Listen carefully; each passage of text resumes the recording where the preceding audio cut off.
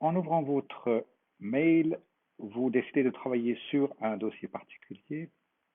Quelqu'un vous envoie un fichier. Dans ce cas ici, c'est un tableur. Et puis, vous l'ouvrez, comme d'habitude, sur votre ordinateur. Je travaille sur un Mac. Je vais ouvrir ce document qui est un document Numbers. Donc, ce n'est pas du Excel Microsoft, mais un tableur Mac. Lorsque ce tableur est ouvert, je vais commencer à travailler dessus. Je vais faire ce que je dois faire, peu importe.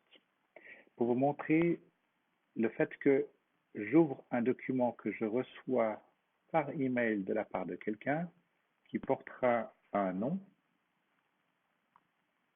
je peux tout de suite le taguer.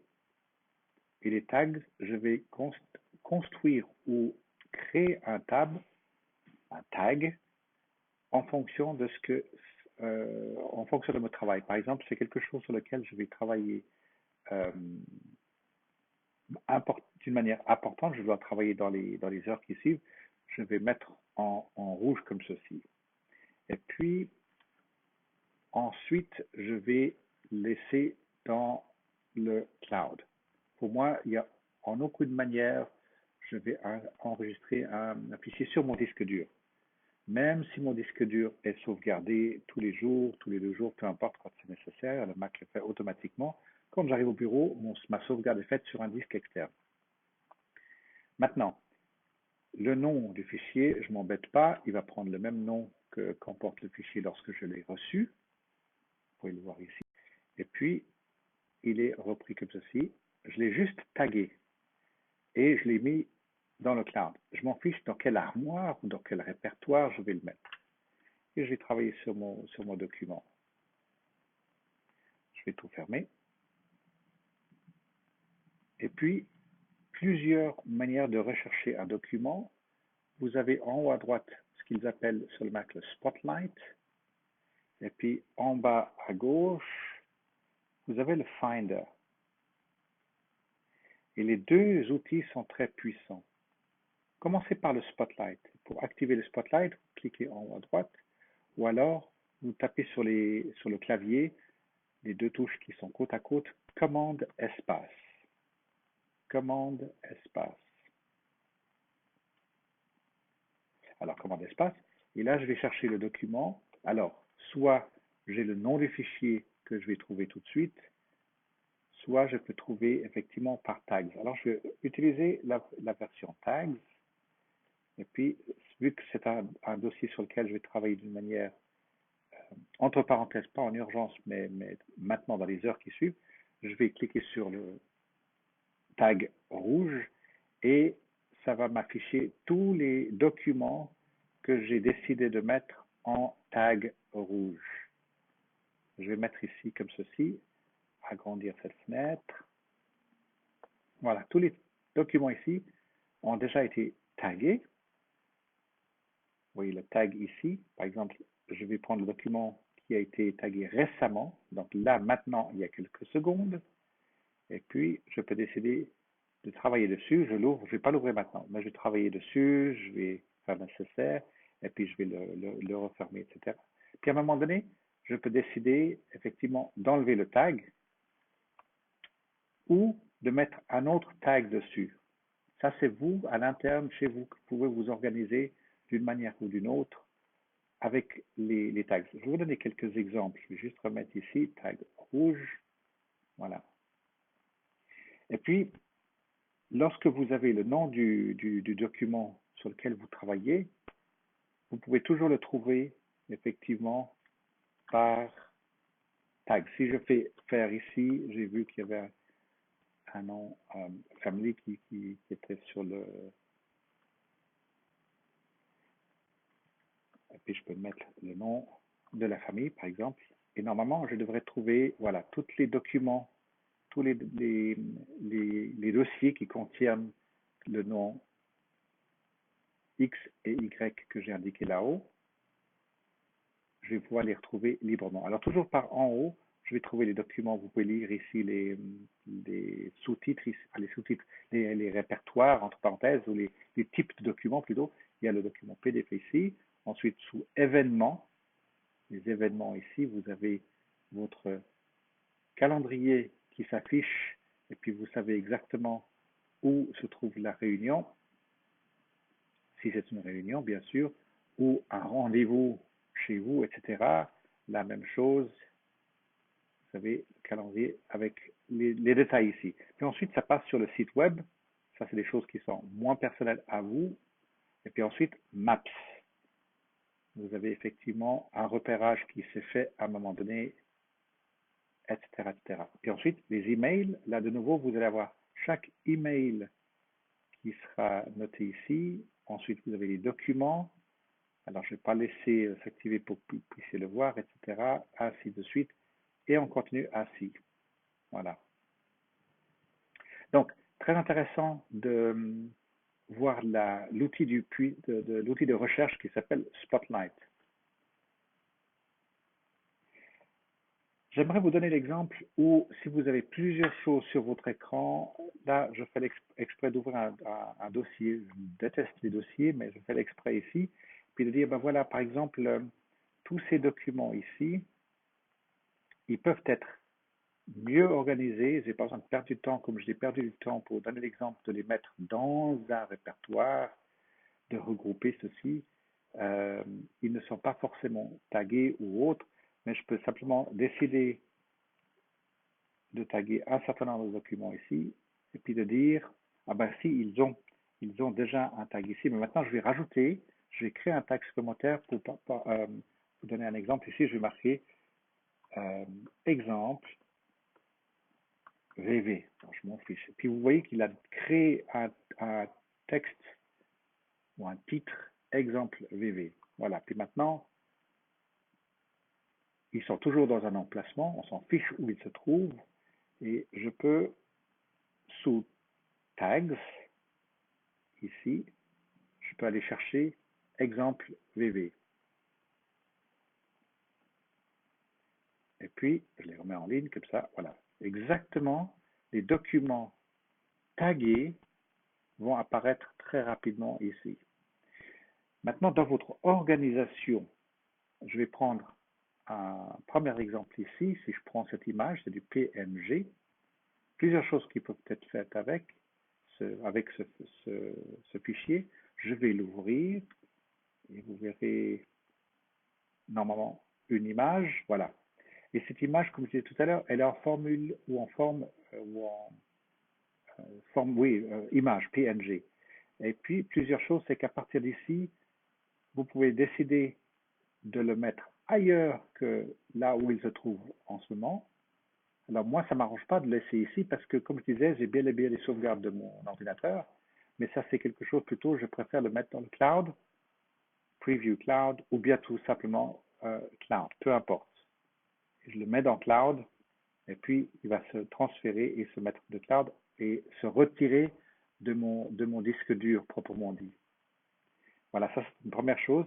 Au niveau du rangement, s'il y a des choses qui traînent sur votre bureau ou dans un dossier, alors là c'est dans un dossier sur mon bureau, c'est le pire des choses à faire. Si vous travaillez sur un projet instantanément dans les heures qui suivent, dans les jours qui suivent, vous pouvez effectivement collectionner des images, des vidéos, des choses comme ceci, puisque vous êtes en train de travailler à compiler un Keynote, ou un PowerPoint, ou bien une vidéo, peu importe les documents, vous pouvez les mettre sous la main comme ceci à l'ancienne école. Ou alors vous les taguez pour que vous les ayez tous sous la main. Alors admettons que maintenant je suis sur un projet et j'ai fait exemple VV, et puis maintenant j'ai besoin de tous ces documents ici sous la main, ben, ils sont sous la main.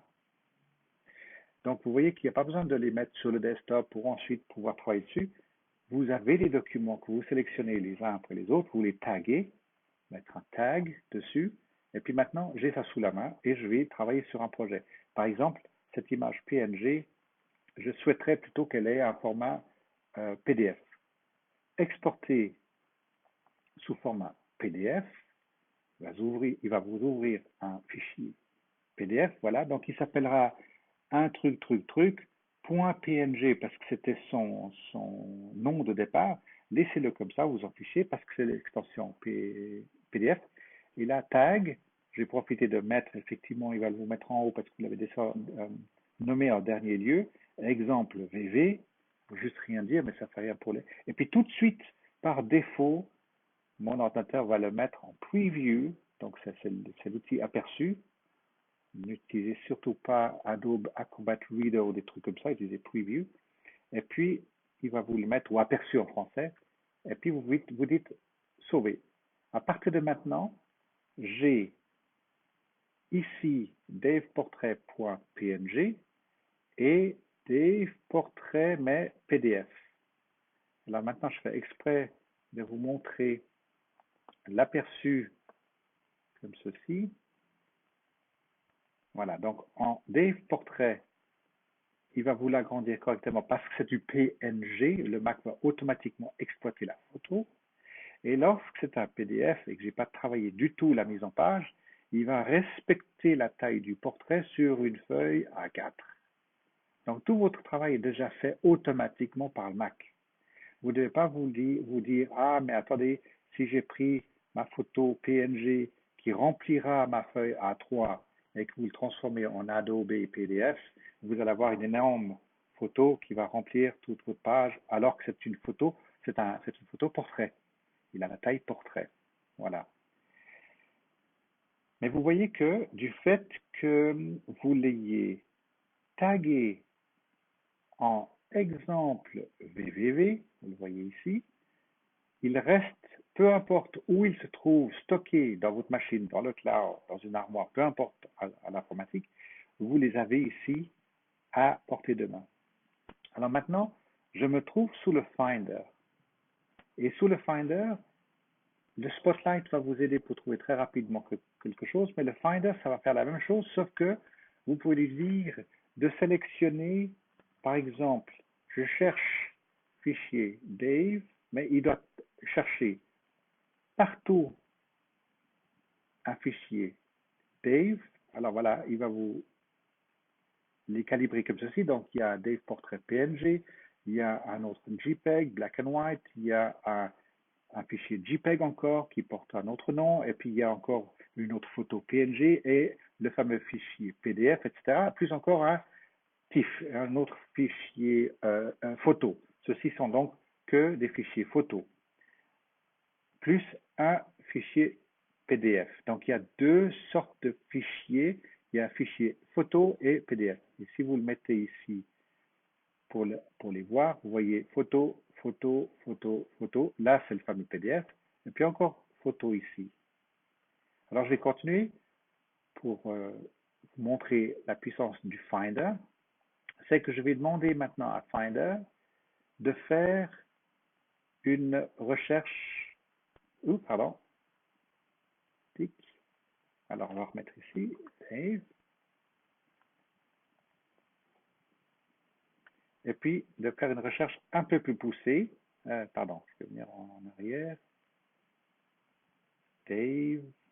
Donc, voilà. Alors, je vais juste faire name, kind, et puis image. Alors maintenant, je cherche avec le nom Dave sous cet ordinateur, le genre, ce soit des images, et puis ensuite, je peux préciser, je veux du JPEG, ou j'aimerais du TIFF, ou j'aimerais des GIFs. Voilà, je suis désolé, je vais être un tout petit peu trop vite parce que maintenant vous voyez que les GIFs ici, et puis les fameux PNG. Voilà, alors il a pris un tout petit peu de temps tout à l'heure parce que j'ai quand même une kyrielle d'informations, et puis peu importe, et puis ici en BMP, en bitmap. Alors ça c'était dans les bons jours quand je travaillais beaucoup sur du PC. Alors maintenant, je vais venir une étape en arrière et je vais dire je veux des documents en PDF seulement. Et là, il va me sortir tous les documents contenant soit dans le nom, soit dans le texte, avec quelque chose qui contient Dave. Alors c'est pour ça que ça peut être très puissant, le Finder, parce que maintenant, je vais vous donner un exemple presque de programmer quelque chose. Alors, je vais faire exprès, je vais faire une sélection, je vais dire, s'il te plaît, va me chercher tout ce qui pourrait être photo, et puis je veux que format image. Voilà, maintenant ici, j'ai que des formats images qui apparaissent avec les émulations différentes, JPEG, TIFF, BNP et autres encore. Voilà.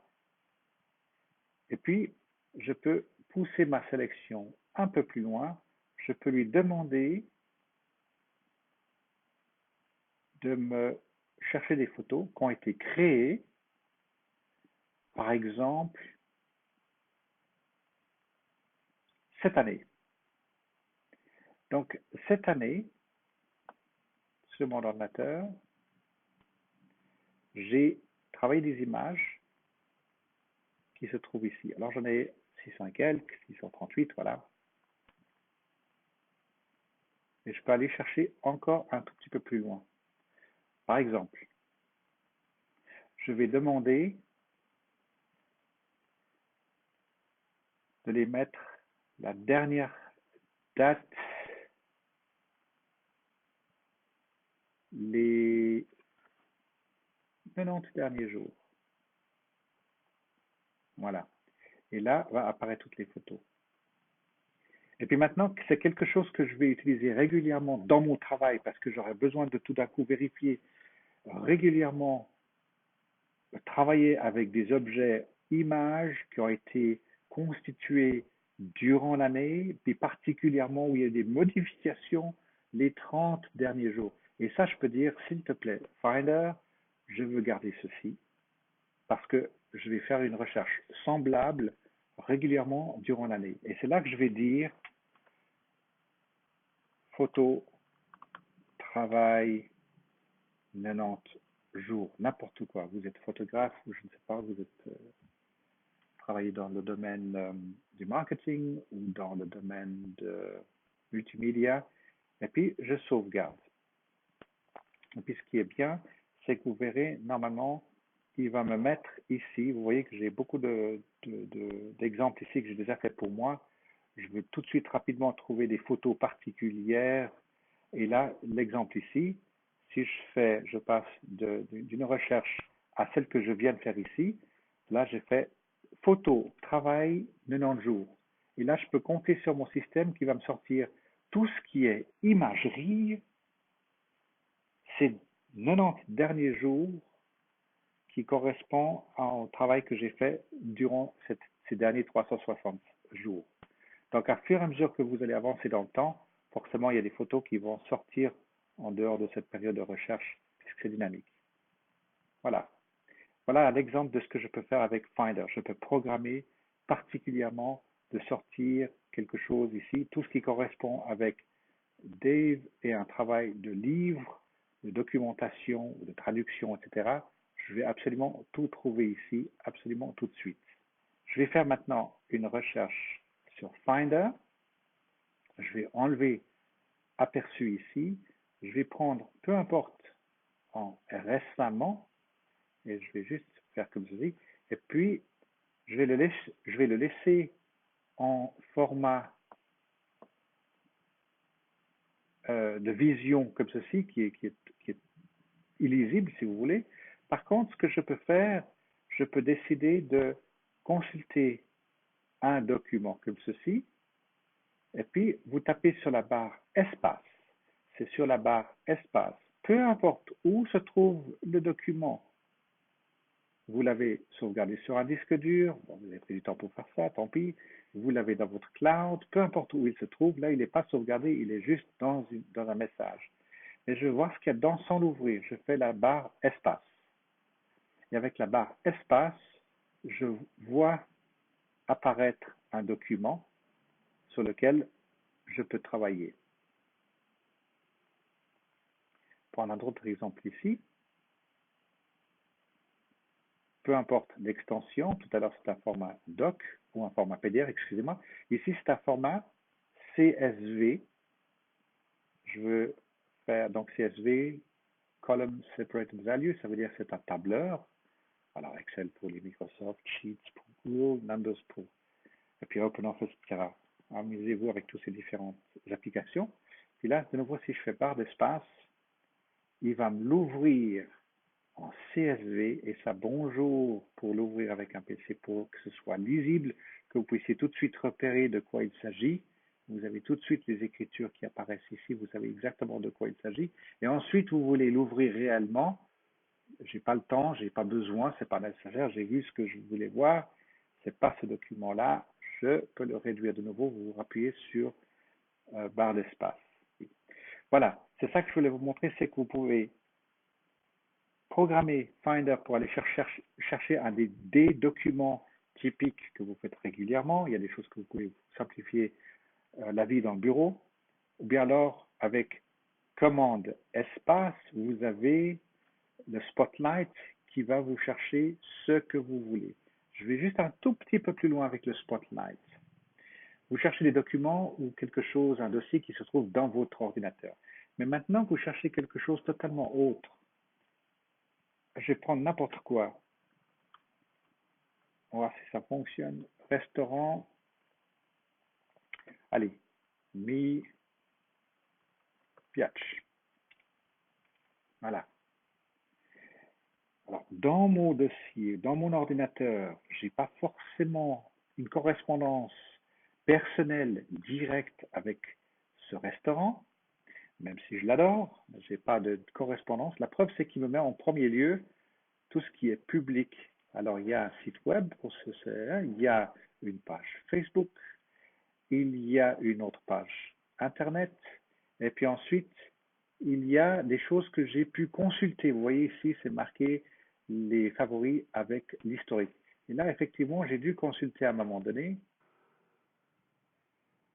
Essayons le Spotlight maintenant en tapant ces différents symboles. On va commencer par le 1 et $. Ne faites pas le retour.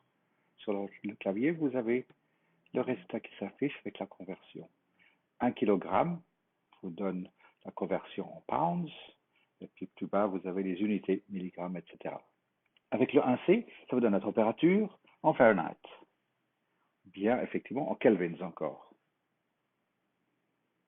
On va aller un peu plus loin pour faire 1 multiplié par, disons, 300. Vous avez tout de suite le résultat. Ne faites jamais le retour, il n'y a pas besoin de faire Enter. On va faire autre chose, un peu plus compliqué. 25 fois, on va dire 2500. Fermez la parenthèse. Faites commande flèche à gauche pour aller au début. Ouvrez la parenthèse. Commande flèche à droite pour aller au bout de la formule. Et vous faites, allez, disons 2% de ce montant-là. Vous avez le résultat tout de suite, 1250. Bonne continuation et à très très très bientôt les amis.